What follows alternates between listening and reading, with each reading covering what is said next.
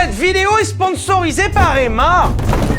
Allez, unboxing Emma, c'est parti. Aujourd'hui, ils m'ont envoyé un oreiller à mémoire de forme. Il a une bonne mémoire. Allez, unboxing. Oh, regardez un peu ce que c'est là. Alors là, regarde bien là, je vais lui taper le... Hop là. T'aimes ça, toi? Emma vous propose des technologies de sommeil haut de gamme. Les matelas Emma possèdent une mousse à mémoire de forme et offrent un soutien et un confort incroyable. Ils s'adaptent à toutes les formes corporelles et à tous les styles et positions. Et avec leur couche Ergocell, ils favorisent la circulation de l'air dans le matelas et vous aident à rester au frais plus longtemps. Regardez bien ce que peut faire l'oreiller Emma. Attention, vous êtes prêts? Hop là, double backflip. On ouvre. En fait, c'est sous vide d'air. Donc là, ça respire, là, ça gonfle. Oh, la douceur. Aïe. Emma, c'est 10 ans de garantie, livraison et retour gratuit, sans nuit d'essai, sans risque. Promis, ce soir, Emma, je l'utilise. Je vous dirai ce que j'en pense. Ne le regardez pas, il m'appelle. Oui, quoi? Oui, on va aller faire la sieste. Et en ce moment, c'est les soldes d'été chez Emma, avec jusqu'à moins 50%. Et avec mon code, c'est moins 10% sur les moins 50%. Merci Emma pour leur soutien et bonne vidéo. Bonne nuit. On s'est jamais posé la question de quelle serait la pire voiture. Parce que statistiquement, à un moment, il y a bien la voiture la pire. Non, la moins bien, la plus nulle. Parce que des mauvaises voitures, on en a passé en revue plein. Genre même dernièrement, on a parlé de la BX4TC, qui n'est pas une bonne voiture. Alors déjà, il aurait fallu qu'ils la finissent pour que ce soit une bonne voiture. Mais malgré tout, la BX4TC n'est pas la pire voiture qui a existé. Il y a forcément un truc bien plus nul que ça. Je sais que pire voiture, ça reste une notion subjective. Par exemple, pour certaines personnes, un Renault Modus, ça va être la pire voiture que tu puisses avoir. Alors que dans les faits, ça va vraiment. Genre sincèrement, la voiture, elle est bien. C'est juste qu'elle est immonde, pas forcément incroyablement fiable, immonde, et elle s'appelle Modus. Immonde. Et derrière la question de savoir quelle est la pire voiture du monde, on va aussi s'intéresser à l'une des personnalités les plus controversées de l'histoire de l'automobile. Aujourd'hui, on va s'intéresser à la Yugo GV.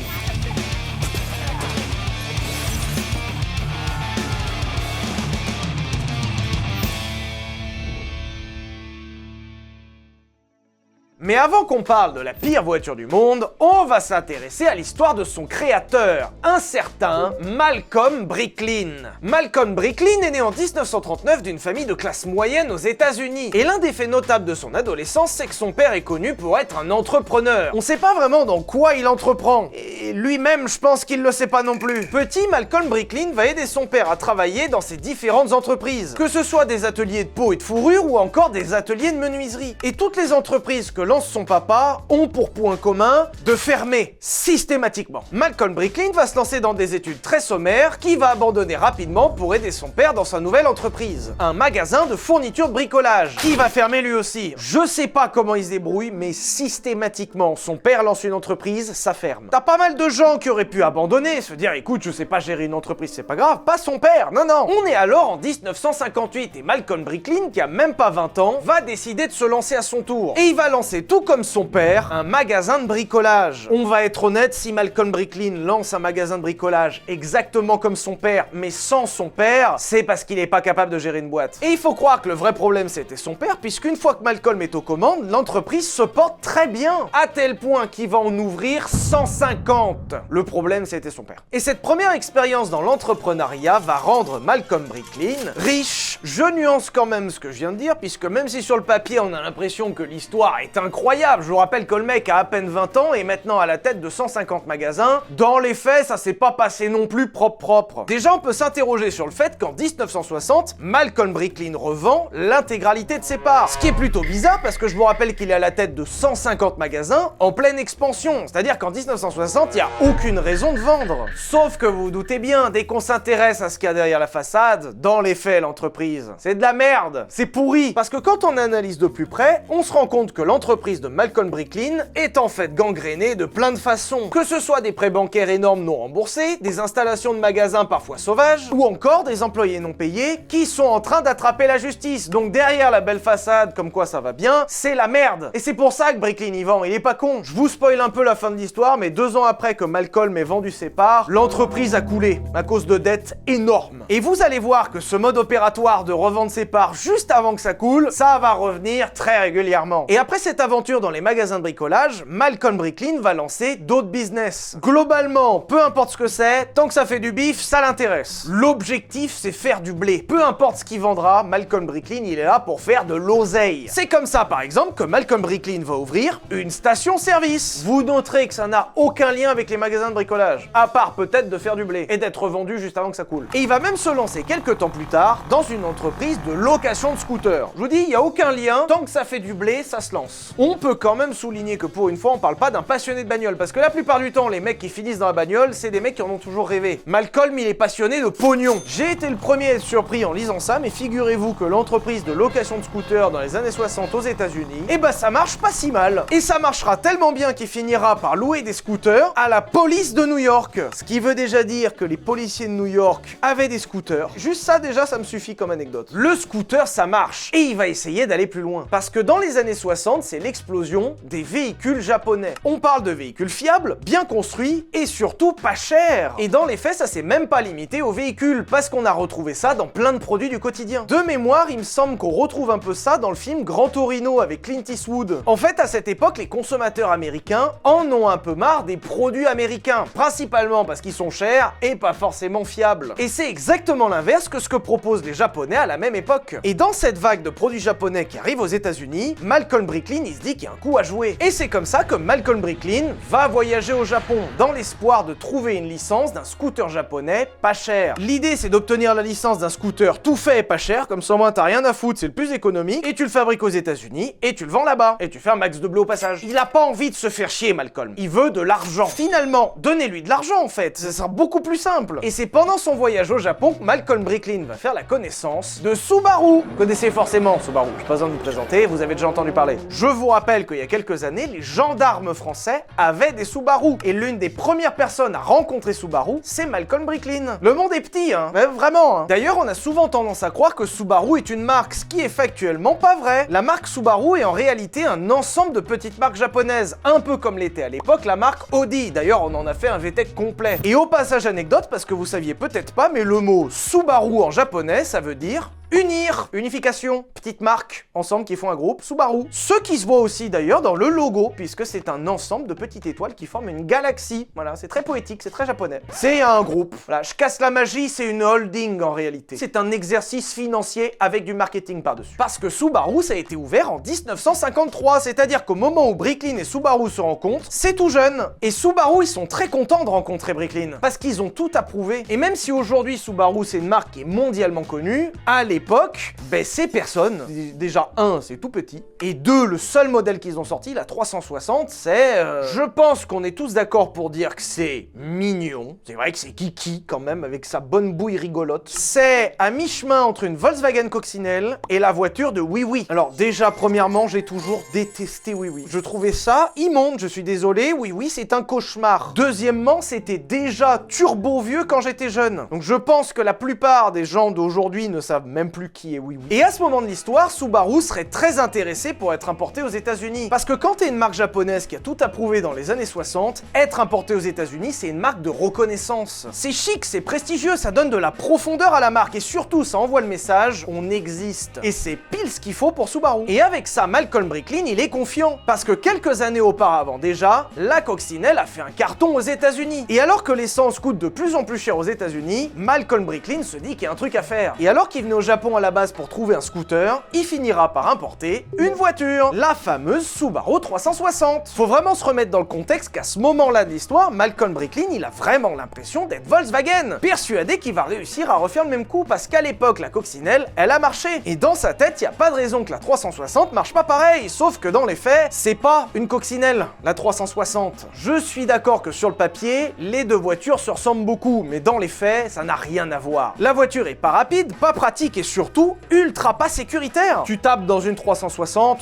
t'es mort. Tu sais, il y a le stade où tu peux être gravement blessé, là t'es mort. Autant au Japon, les problématiques de sécurité avec la 360 sont pas forcément graves parce que toutes les autres voitures ont la même taille que la 360. Sauf qu'aux États-Unis, c'est pas pareil parce que les autres voitures, elles font 2 tonnes. Et ce problème avec la sécurité va devenir préoccupant quand la presse va le relever. La presse automobile de l'époque va être super violente avec la Subaru 360, principalement parce qu'elle respecte pas les règles. Et c'est à ce moment que je vous précise puisque derrière la 360, Malcolm Bricklin a tenté une petite entourloupe. On a déjà vu ensemble dans un précédent épisode que les règles de sécurité des voitures aux États-Unis, à l'époque, c'était déjà limite. Mais il y en a quand même quelques-unes. C'est pas terrible, c'est-à-dire que tu peux quand même prendre feu ou te retourner à chaque virage, mais il y en a quand même. Sauf qu'on a vu ensemble que Malcolm Bricklin, c'est un petit malin, et il sait très bien qu'il pourra pas l'homologuer comme étant une voiture. Alors il va homologuer la 360 comme une sorte de quadricycle, catégorie qui se dispense de toutes les règles de crash test. C'est ce qu'ont fait par exemple quelques années plus tard les fameux fabricants du coin. Vous savez, le coin qui roule, la même catégorie que la 360. Parce que va pas me faire croire que le coin passait au crash test, ça passait pas non plus. Et même si légalement l'entourloupe passe et que Bricklin peut importer sa voiture aux États-Unis, la presse va pas lui faire de cadeau. Et cette mauvaise réception critique va transformer la Subaru 360 en semi-échec. C'est pas que ça a pas marché, c'est que ça a pas marché quand même. Sauf que Malcolm Bricklin, le succès de la 360, il y croyait beaucoup, parce qu'il en a commandé 10 000. Dans le jargon, ça s'appelle une boulette. Personnellement, je dirais que c'est une idée de génie, mais Malcolm Bricklin, pour écouler ses voitures plus facilement, va organiser des courses. Il va vraiment organiser sur des parkings de supermarchés des courses de Subaru 360. Pour quelques dollars, vous pouviez vous acheter en sortant d'un magasin quelques minutes dans une Subaru 360. Il a vraiment fait le concept du karting de location dans une Subaru 360. C'est du génie. Je pense qu'on peut quand même tous convenir que c'est foutrement mal engagé de vendre 10 000 bagnoles en organisant des courses sur des parkings de supermarchés. C'est pas l'idée de génie que j'attendais, mais il va l'avoir l'idée de génie. Et j'aurais pas pensé que c'était si simple, mais Malcolm Bricklin va faire une chose: engager Subaru en bourse. Et même si ça peut paraître un peu désespéré, Malcolm Bricklin, avec cette inscription en bourse, va réussir à déclencher une hype autour de l'entreprise. Et ça va marcher. En seulement quelques mois, l'entreprise Subaru va voir sa valorisation exploser. Alors que dans les faits, c'est toujours de la merde. Les voitures se vendent toujours pas, et l'entreprise est toujours criblée de dettes. Et cette hype, Malcolm Bricklin, ça l'arrange, parce qu'il sait très bien que l'entreprise est bourrée de dettes, et il sait très bien que c'est le moment de vendre. Et c'est comme ça qu'il va vendre ses parts. C'est en 1971, c'est-à-dire 3 ans après le lancement de la marque, que Malcolm Bricklin va vendre toutes ses parts. Et toutes ses parts, Malcolm Bricklin va les vendre à Subaru. Mais Subaru Japon, il est trop fort. Il est possible que Malcolm Bricklin ait un peu arrangé les faits à sa sauce. Là, les enfants, on est sur un truc de filou, hein. Faut pas le refaire, parce que c'est littéralement interdit de faire ça. Très malin certes, mais très interdit quand même. À la suite de l'engagement de Subaru America en bourse, Subaru Japon était très impressionné. Faut se remettre dans le contexte que les dirigeants de Subaru Japon, qui ne sont jamais allés aux États-Unis, voient de loin la valorisation de la branche américaine exploser. Et en regardant le papier, les mecs ils sont devenus fous parce qu'ils se sont dit putain, la valorisation elle explose. La marque elle va nous échapper. Faut vite la racheter avant que ça devienne trop cher. Et hop, parce que Bricklin il est propriétaire de Subaru America. Donc si là-bas ça explose, Subaru Japon, ils ont plus leur propre marque aux États-Unis. Non mais les gars, on n'a pas le temps de négocier en fait. C'est en train d'exploser, faut le racheter maintenant. C'est cher, je sais que c'est cher, mais tant pis. Et c'est dans cette magnifique entourloupe que Malcolm Bricklin va revendre toutes ses parts de Subaru America à Subaru Japon et devenir par conséquent riche, alors que c'est que du vent. Y a rien, c'est pas compliqué, y a rien. Et après cette histoire, Malcolm Bricklin a envie de deux choses. Déjà, Malcolm Bricklin, dans son histoire avec Subaru, il en a eu marre d'être dépendant des autres, parce que des retours à Subaru pour améliorer la voiture, il en a fait. Et les Japonais n'ont jamais écouté. Si la 360 avait été une meilleure voiture et mieux adaptée au marché américain, probablement qu'elle se serait mieux vendue. Et la deuxième chose que veut Bricklin, maintenant qu'il a l'argent, c'est la gloire. Et l'idée que va avoir Malcolm Bricklin, ça va être de fabriquer sa voiture, avec son cahier des charges et ses idées. Le point numéro 1 qu'on a reproché à la Subaru 360, c'est la sécurité. Et c'est sur ce point-là que Bricklin veut imposer un nouveau standard. Au-delà de créer sa propre voiture, Bricklin veut créer la voiture la plus sûre des États-Unis. Et je vous rappelle qu'il y a Volvo en face, donc ça va pas être simple. Et c'est pour cette raison que son premier modèle, sa première voiture, s'appellera la SV1, pour Safety Vehicle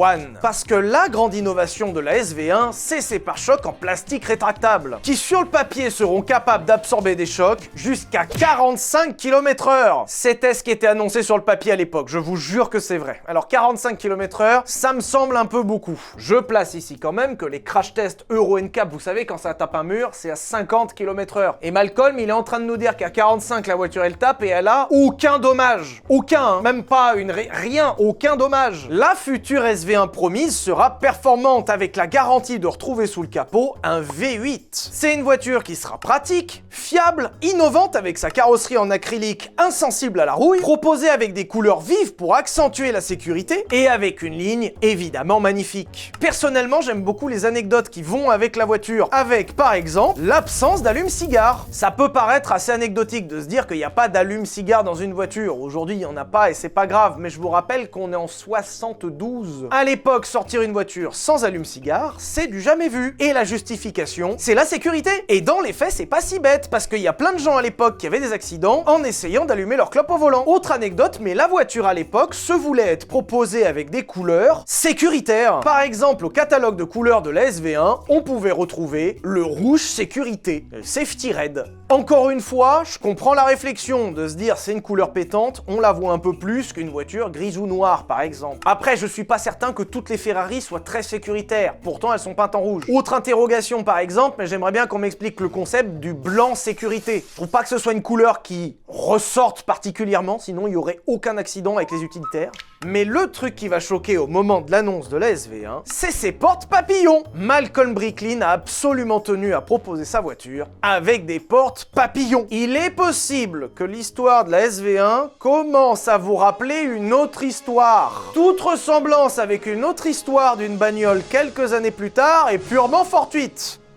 Et c'est avec toutes ces bonnes idées que Malcolm Bricklin va commencer le développement de sa voiture. Et même si je vous ai dit à l'instant que Malcolm Bricklin était devenu riche dans les faits, il est pas riche à ce point. Il est riche, mais pas autant. Et c'est pour cette raison que Malcolm Bricklin va utiliser l'astuce numéro 1 des escrocs. Les subventions publiques. On en a déjà parlé pas mal de fois sur cette chaîne, mais le lancement d'une voiture, ça se compte en dizaines de millions. Et c'est comme ça que Malcolm Bricklin va se mettre en quête de financement, qu'il va trouver de diverses façons. Que ce soit auprès de banques, de partenaires d'affaires et surtout du Québec. Quelques mois avant, Renault a fermé une usine dans le Nouveau-Brunswick, limitrophe du Québec, laissant sur le carreau environ 500 employés. Et ça, c'est une aubaine pour Bricklin parce que le gouvernement local veut réouvrir cette usine. Imagine l'opportunité de fou de trouver un mec qui veut refaire exactement la même activité dans la même usine avec les mêmes employés qui sont maintenant au chômage. Incroyable! Et c'est comme ça que Bricklin va proposer au gouvernement local un business plan. Tu sais, c'est une prévision de ce que tu vas faire. Qui est fausse. Il a menti. En fait, on avance sur l'histoire. Vous savez, à chaque fois, ça dure une éternité. Il a menti. Tu vois, Vladimir Cauchemar? Hop là. Parce que dans son business plan, Malcolm Bricklin va promettre une révolution automobile. 10 000 voitures fabriquées par an, minimum 500 employés embauchés sur le champ et 1000 promis dans les prochaines années. Y a rien de vrai. Il sait très bien que ça va être compliqué. Il est malin, il est pas con. Et dans l'histoire, il a aussi annoncé un prix de vente inférieur à 4 000 $. Ils ont vu que du feu. C'est tout passé. Lorsque Malcolm Bricklin propose son business plan au gouvernement, il est parfaitement au courant qu'il est construit sur rien. Mais le mec, c'est un malin. On commence à savoir maintenant. Le mec, il sait. Et la demande un peu bizarre que va avoir Malcolm Bricklin, c'est de surtout pas être dirigeant. Surtout pas. Non, non. Il va réclamer d'être un simple salarié. Et dans les faits, quand il réfléchit bien, c'est du génie.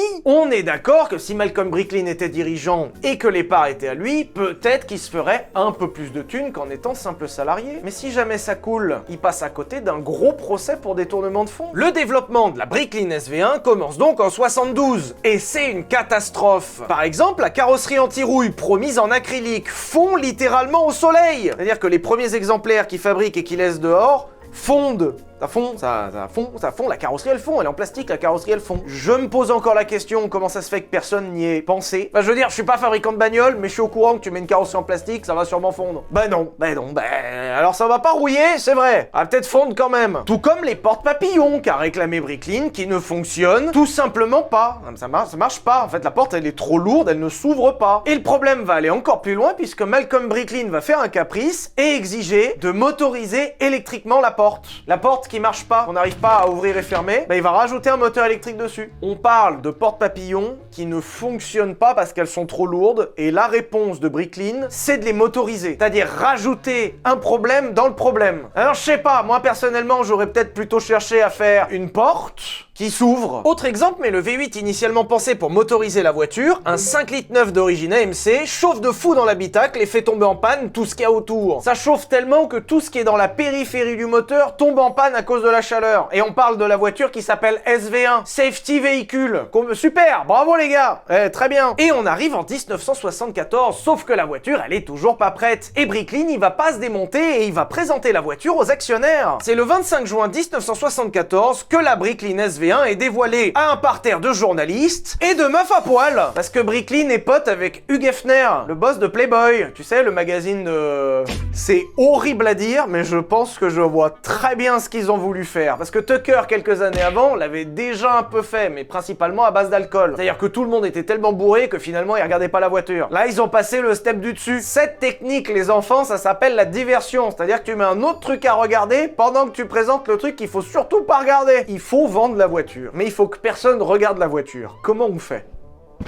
Des meufs à poil. Je trouve déjà cette anecdote très sympa, mais j'ai une deuxième anecdote. Devinez qui est dans la salle? Ne serait-ce pas ce bon vieux monsieur John DeLorean? Comme par hasard, putain, le mec qui va refaire exactement la même chose seulement 2 années après. Soit il est venu pour les meufs, soit pour le champagne, mais pas du tout pour essayer de recopier exactement la même chose. Non, non, non. La présentation de la Bricklin SV1 se passe étonnamment bien. Et la SV1 est livrée dans la foulée aux concessions. Et c'est une catastrophe. La voiture est pas fiable, la voiture est pas finie et la voiture n'est pas aux 4000 $ prévus. Pour vous donner un aperçu du fiasco qu'a été la Bricklin SV1, il s'est vendu seulement 2800 voitures en 2 ans. Le gouvernement canadien, qui s'aperçoit alors du fiasco de l'aventure, coupe les vannes et ferme l'usine, emportant avec elle l'aventure de Bricklin qui s'en sort riche encore. Quand je vous disais que le mec était malin et qu'il a réclamé exprès d'être salarié, il est trop fort. Pile je gagne, face tu perds. Quoi qu'il arrive, le mec s'en sort gagnant. Malcolm Bricklin, qui possédait quand même quelque part dans l'entreprise, les a vendus avant que ça ferme. Surtout quand on sait qu'en tant que dirigeant, Malcolm Bricklin touchait un salaire d'environ 100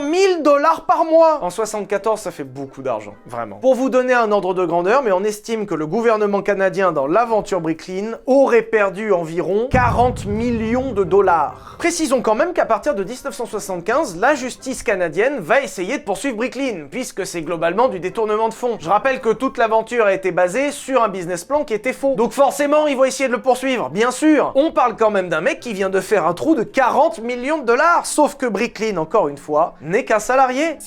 Malgré tout, et même s'il vient d'échapper officiellement aux poursuites, Malcolm Bricklin va quand même se faire discret les quelques années d'après, tu vois, il va la mettre en sourdine. Je pense que la discussion avec l'avocat a dû être très sympa, en mode, je sais qu'on peut rien te dire. Disparaît quand même. Pendant toute la fin des années 70, Malcolm Bricklin va assurer des missions un peu plus dans l'ombre, comme du conseil en marketing par exemple. Mais Malcolm Bricklin, il veut revenir aux affaires. Malcolm Bricklin, il va pas lâcher comme ça. La voiture manque à Malcolm Bricklin, parce qu'en plus il est légitime, il a été constructeur de voitures. Et ça rapporte un max de blé. Je vous ai dit, passion, pognon. Et c'est en 1982 que Malcolm Bricklin va revenir aux affaires, en profitant d'une aubaine. Encore, c'est un vautour le gars. La marque italienne Fiat, qui rencontre de grandes difficultés financières, se retire des USA, en laissant derrière eux un peu de potentiel, que ce soit des usines ou des modèles un peu appréciés. Et à cette époque, Fiat vend principalement 2 modèles aux États-Unis, la Spider et la X19. Ça se vend pas de fou, mais ça se vend, c'est-à-dire ça a sa petite clientèle. Ça fait facilement ces 5000 exemplaires par an. Il n'y a pas énormément de pognon à se faire, mais il n'y a pas beaucoup de travail à faire non plus en échange. Donc l'un dans l'autre, pourquoi pas. Malcolm Bricklin va obtenir le droit de vendre ces 2 modèles aux États-Unis, en les rebaptisant au passage pour des questions de droit. Et écoutez, je suis assez surpris de vous dire que pour une fois, ça a marché un peu. Alors c'est peut-être la première affaire de Malcolm Bricklin qui marche un peu, parce que pour le coup, ces modèles qui vendent vont se vendre un petit peu. Jusqu'à que Cadillac mette son nez dedans. L'histoire est un peu compliquée, donc je vais pas entrer dans le détail, mais je vous en parle aussi un petit peu, parce qu'un jour, je vous parlerai de l'aventure de l'Alante, le modèle qui a éjecté les modèles de Malcolm Bricklin de la gamme. En gros, Cadillac a signé un deal avec Pininfarina, qui avait signé un deal avec Malcolm Bricklin pour faire la Spider. Et pour la faire simple, Cadillac va éjecter Bricklin. Voilà. Si je vous parle de ça, c'est parce que j'ai regretté de pas avoir parlé de Bricklin dans l'épisode de John DeLorean, parce que je trouvais que c'était trop profond, en vrai on s'en foutait. Et j'ai regretté de pas avoir parlé de la X19 dans l'épisode de Fiat, parce que je trouvais que ça allait trop loin. Un jour, je vous parlerai de la Cadillac Alante. Promis. Ils ont transporté des voitures en Boeing 747.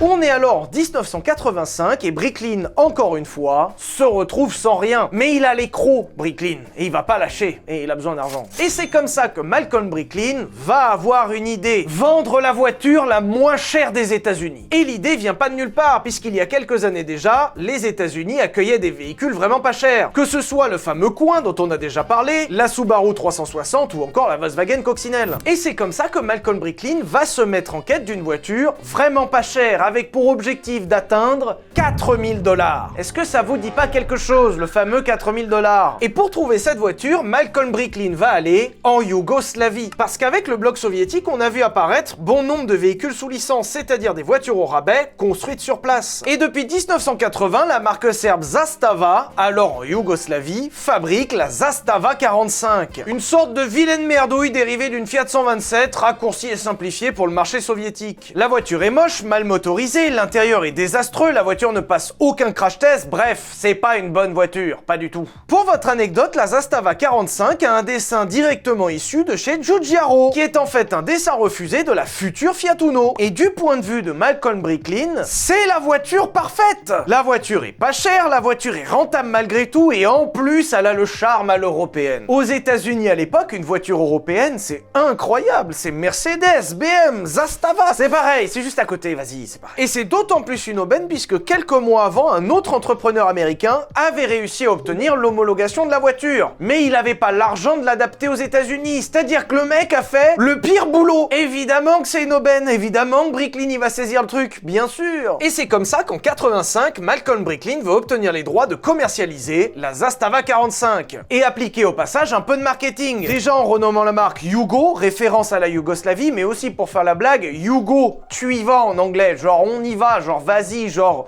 Yugo. Et puis c'est yougoslave. Tu l'as la blague ou pas? Et en renommant la voiture, GV pour Great Value. Est-ce que ça vous rappelle pas une référence à la SV1? Mais surtout, Malcolm Bricklin va enrober tout ça dans une campagne de publicité ultra agressive, où il va même se comparer à la Forte et à la Coccinelle. Pardon quand même, voilà. Doucement, doucement, tu n'es personne. La Yugo GV va voir une déferlante de spots de pub, tous plus kitsch les uns que les autres, avec toujours le même message, vous avez besoin d'une Yugo. La voiture convient à tous, couvre tous les besoins et peut même faire l'aller-retour New York-Californie sans tomber en panne. Ça fait 10 000 bornes, donc j'espère bien, ouais. Et puis quoi encore, t'attends une médaille? Attention, la voiture, elle a fait 10 000 bornes et pas tombé en panne. Et le pire, c'est que ça va marcher. La première année pleine de commercialisation, c'est-à-dire en 1986, la Yugo va se vendre à 36 000 exemplaires. Ce qui est certes pas phénoménal, mais quand on part du principe que la voiture est nulle, genre vraiment nulle, ben c'est pas si mal. Et surtout quand on prend les avis de la presse, puisque la voiture va se faire détruire par les journalistes. Par exemple, la revue satirique Car Talk va élire la Yugo comme pire voiture du millénaire. Du millénaire, hein. C'est-à-dire que la voiture n'a même pas 1000 ans, c'est la pire voiture. C'est-à-dire c'est même dans le futur que c'est la pire voiture. Et la Yugo GV va régulièrement figurer comme l'une des pires voitures à acheter. Ce qui n'empêchera pas la Yugo GV de se vendre par pelle, puisqu'en 87, elle atteindra les 50 000 exemplaires vendus. À comparer pour référence aux 100 000 exemplaires vendus par BMW la même année. On parle quand même d'une voiture qui est ultra pas qualitative et qui le revendique et qui pourtant se vend à la moitié des exemplaires de BMW. C'est franchement pas mal. Et c'est comme ça que la Yugo va voir arriver des améliorations avec des nouveaux moteurs, nouvelles finitions et même une version cabriolet. Ils avaient peur de rien les mecs. Vraiment, ils étaient sûrs de leurs produits. Et malgré ce lancement assez encourageant pour les Yugo GV et les améliorations apportées, l'aventure va vite tourner au vinaigre. On parle de voitures qui commencent à rouiller, qui tombent en panne très régulièrement et les concessions qui sont même pas capables de les réparer. Les propriétaires qui étaient contents d'avoir une voiture vraiment pas chère vont vite se retrouver en galère de pièces puisque c'est compliqué de trouver des pièces de Yougoslavie. T'imagines que le pays qui fabrique les pièces, qui a déjà du mal à s'approvisionner, ne va pas approvisionner le marché américain. Donc forcément, il y a pénurie. En plus de ça, la Yugo va rapidement se retrouver dépassée par la concurrence, qu'elle soit coréenne ou japonaise. Et c'est comme ça qu'au fil du temps, la voiture va devenir aux États-Unis une blague. Le phénomène qui va se créer autour de la Yugo, c'est qu'elle va devenir un élément social, un marqueur d'une époque à tel point qu'on va la retrouver présente dans plusieurs films, dont le plus connu, Die Hard. Vous remarquerez au passage qu'il l'échange assez vite contre une Mercedes classe S. Dans les années 90, ça sera la honte de rouler en Yugo avec plein de blagues qui circulent autour. Pour doubler la valeur d'une Yugo, il suffit de faire le plat. C'est une vraie blague. C'est une... Oui, c'est une vraie blague. La meilleure option qu'on peut avoir dans une Yugo, c'est un ticket de bus. Parce que la voiture, elle est pas fiable. Donc vaut mieux prendre le bus pour la voiture.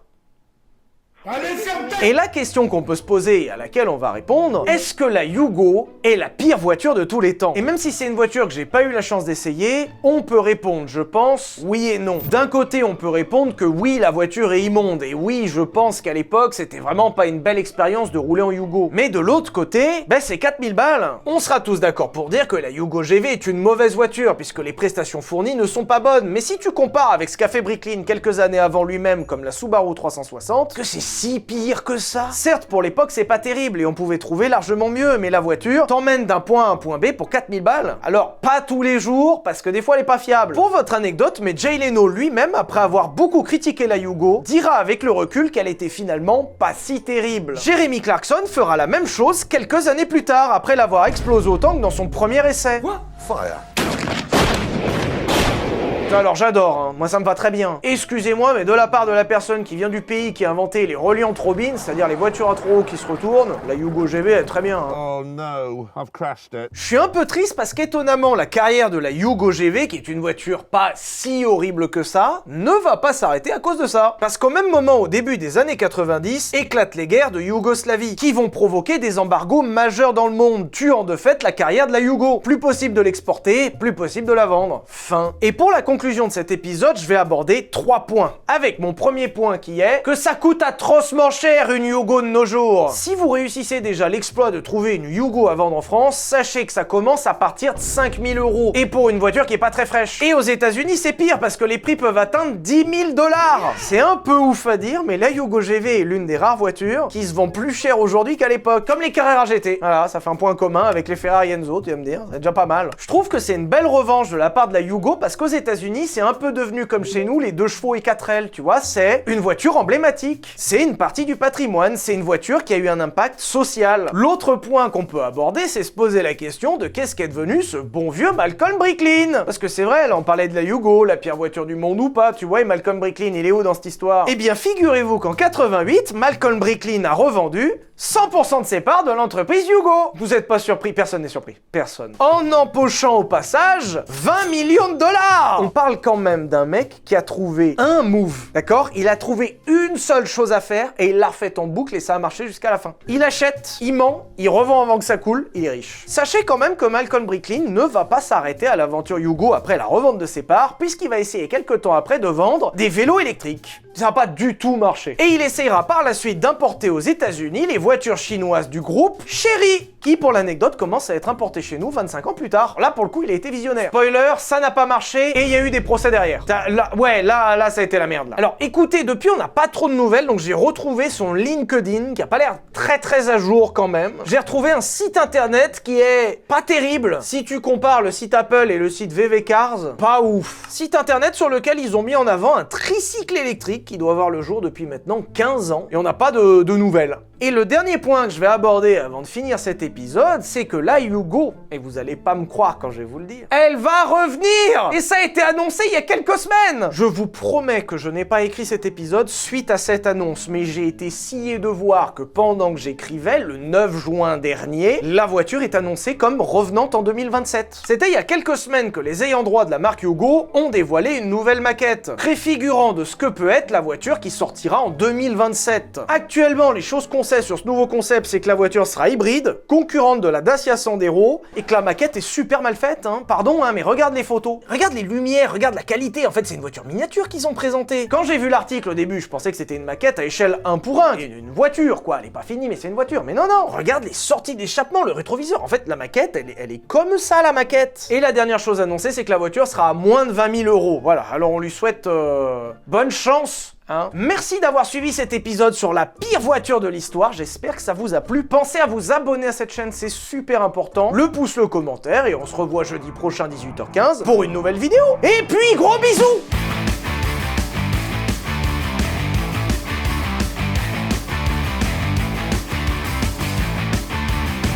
En avant, oui, avec son gros P. Quoi? Il y a des robots dans Oui, il y a des dragons dans Oui, mais déjà Oui est devenu enquêteur depuis quand? Il enquête sur quoi en fait? Il enquête sur qui, on peut savoir?